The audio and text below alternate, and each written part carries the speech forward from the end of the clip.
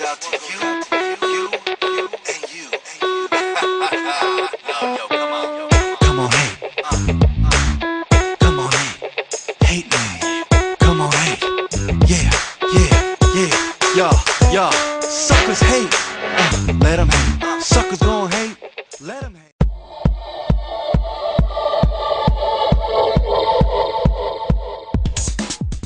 Commandment number 3 for the open micer. Don't become a career open micer. Open mics are great for performing in front of an audience and testing out new material.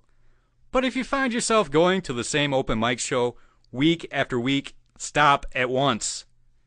Never be that loser who writes their material for an audience of open micers. Hi, my name is Rich Ramsey. Just curious, is there anyone here new to the open mic circuit? Oh good, what's your name? Okay, Billy. Let me tell you how this shit really works. Recently, Summer, you have had a big win on stage and people have told you you're talented and very funny. Not just mom and dad. So here you are at a comedy show. Out of 23 comedians, the friends of the host are going to perform first, then leave.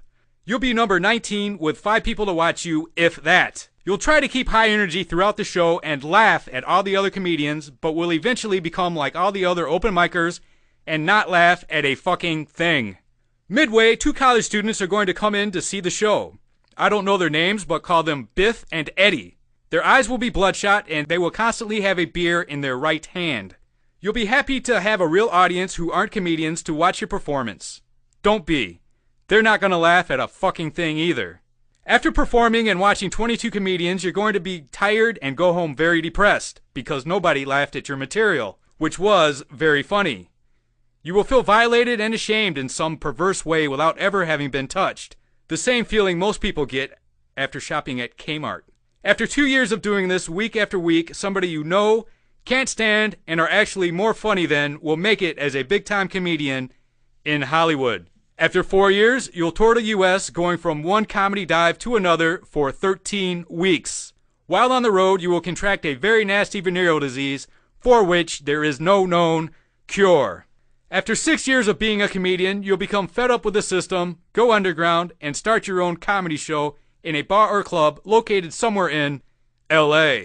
You'll have great success and people will be very nice to you so they can be in your show. None of them will be sincere. Are you taking notes, young Billy? Good. After 7 years of drinking at comedy shows, you will become a raging alcoholic. In public, you will casually sip on a beer, but nightly while in the privacy of your own home, will down a fifth of scotch like it was a glass of Kool-Aid on the hottest day of summer.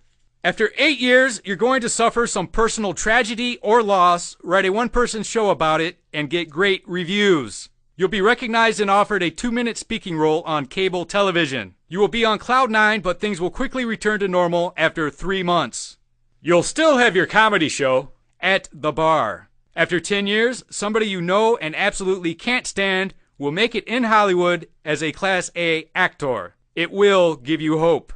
After 13 years of being a comedian, you will give up, move back to buttfuck Idaho, and live in your parents' basement. Relatives and neighbors will spread rumors of a nervous breakdown and will not let their small children play around you. Due to the financial burden you put on your parents, they will separate. While dating, your father will sire another son whom he will call Skippy.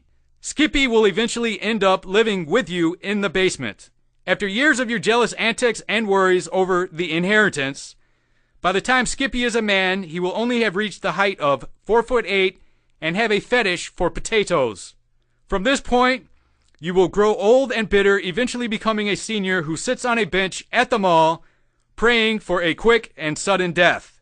Not always glamorous, this is the life you have chosen for yourself, young Billy. And to that I say, break a fucking leg. Are you in? Hardy har har fucking har.